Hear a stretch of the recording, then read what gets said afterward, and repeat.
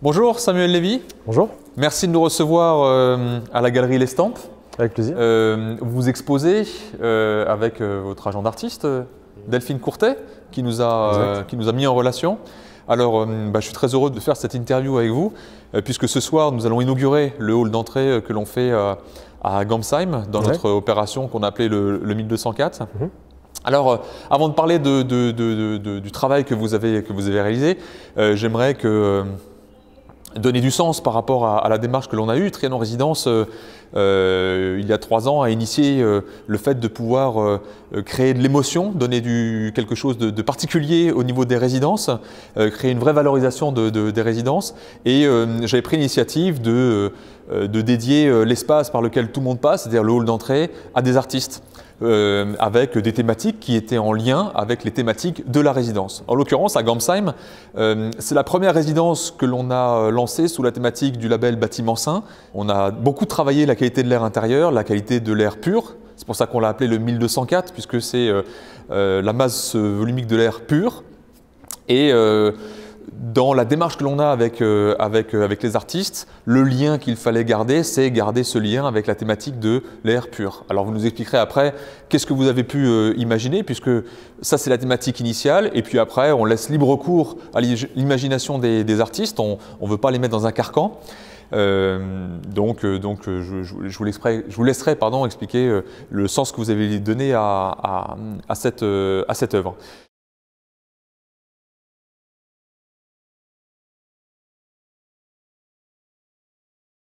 Donc moi je suis né en Belgique, où j'ai principalement évolué dans la région de Bruxelles. Quand j'ai commencé à faire mes premières expositions, pour faire court, j'ai atterri au Luxembourg vers 2011, travaillé avec plusieurs galeries, musées, institutions, etc. Et j'ai eu l'occasion par la suite de rencontrer Delphine Courtet, de pouvoir travailler avec elle. Et ça m'a permis doucement de démarrer plusieurs expositions en France au travers d'institutions, de galeries, d'entreprises diverses. Et ça me laissait le temps, en même temps, au travers de ces projets-là, de pouvoir doucement développer mon travail d'artiste aussi. J'ai 2 créneaux dans mon travail qui sont les interventions au sein d'institutions ou d'entreprises. Et j'ai un travail d'artiste qui est présenté à l'occasion à la Galerie L'Estampe. Au niveau de mon travail d'artiste en général, c'est un travail qui est concentré sur le dessin principalement. C'est un travail qui parle grosso modo je prends le terme générique de nature artificielle. La nature artificielle, pour moi, elle est autant liée à la nature en général, au fait que la nature est souvent conditionnée parfois dans des choses qui sont très industrielles et inversement. L'impact de l'homme que l'homme peut avoir sur la nature, et la nature artificielle joint aussi la nature de l'homme lui-même ou de l'intelligence artificielle. Donc ce sont 2 choses qui sont liées. On a l'aspect mécanique des choses, on a l'aspect organique et l'évolution végétale et organique. Et dans les dessins, on peut dire que je mets en général les 2 et que je parle vraiment d'une évolution, d'une prolifération de cellules et qui, une fois mêlées les unes aux autres, génèrent des formes qui à la fin deviennent autonomes presque et évoluent librement. Et c'est un travail qui est très intuitif, c'est ce que vous m'aviez dit. Comment naît l'inspiration, entre guillemets, comment ça vous vient d'un coup, et puis comment se fait la création de l'œuvre? En fait, pour schématiser ça, la plupart du temps, quand je rentre dans l'atelier, j'essaye en tout cas la plupart du temps de rentrer avec un état d'esprit plus ou moins vierge, ce qui est très difficile. Mais j'essaie en tout cas d'arriver sans a priori, sans idée préconçue la plupart du temps. J'ai beaucoup de petits dessins qu'on voit présentés ici qui sont souvent des recherches graphiques et que je fais systématiquement quand il n'y a pas d'inspiration, quand il n'y a pas d'idée bien précise. Et ces dessins-là m'aident en fait à démarrer ensuite les grands formats. Ça veut dire que c'est vraiment un dessin qui est automatique et que je démarre sans aucune idée préconçue, qu'elle soit technique ou qu'elle soit conceptuelle au niveau du projet. Et c'est de ces dessins-là, en général, que je vais embrayer sur des formats plus grands, qui seront plus conséquents au niveau technique et un peu plus, qui vont raconter autre chose. Mais les grands formats, en général, sont aussi réalisés. Il y a toujours une vague idée de départ au niveau d'une composition, d'une forme générale, mais cette forme générale, la plupart du temps, elle évolue toujours vers autre chose. Je pense que pour moi, ce qui est important, c'est autant le processus du travail que le travail lui-même une fois qu'il est terminé. Je vais parler de liens entre les gens, de connexion, d'énergie, ce genre de choses aussi qui sont très importantes pour moi. Et j'essaye de mêler les 2 dans des structures, dans des compositions.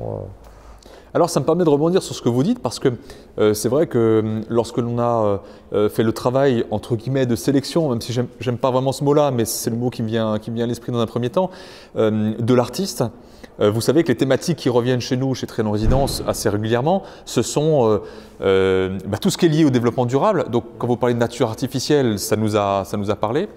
Ce qui est intéressant aussi, c'est ce que vous venez de dire, c'est le rapport au lien social, puisqu'on construit des logements qui sont un agrégat de logements. Ce sont des gens qui vivent dans ces logements et on se fait fort de créer du lien social entre ces gens-là. Donc ça a une résonance par rapport à ce que vous venez de dire.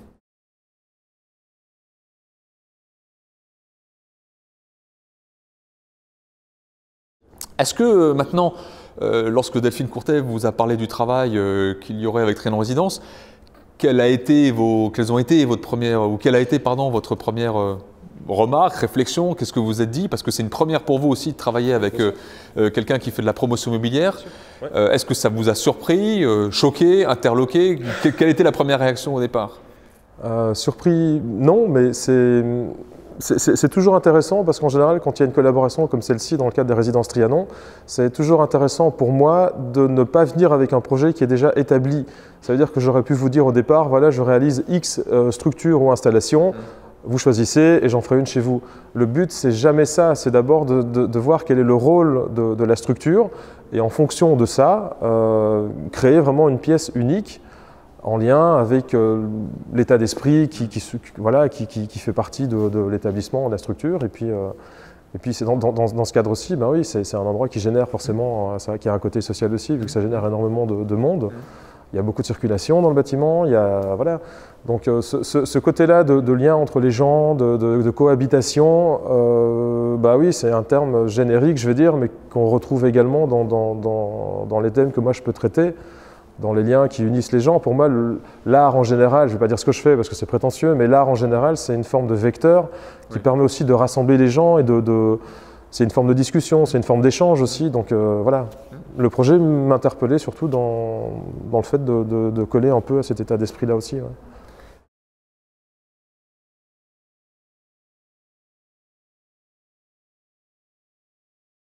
En fait, au-delà du message, pour moi, les installations, elles sont identiques au tableau. Ça veut dire que, pour moi, le concept et le message, ce n'est pas ce qui importe le plus au départ. Ça veut dire que je ne cherche pas à dire quelque chose de précis. Je parle de ce que je vis, de ce que je suis ou de ce que l'être humain peut vivre en général. Mais ce qui m'intéresse, c'est l'impact et le ressenti, l'aspect émotionnel que ça va avoir sur les gens. Donc ça veut dire qu'on ne cherche pas à faire de l'art pour plaire à tout le monde, mais c'est sûr qu'on cherche via ce qu'on fait à créer un impact et une résonance chez certaines personnes aussi. Pas chez tout le monde parce que c'est impossible, mais voilà, le but aussi c'est de faire ça, c'est de communiquer, d'avoir un lien avec les gens.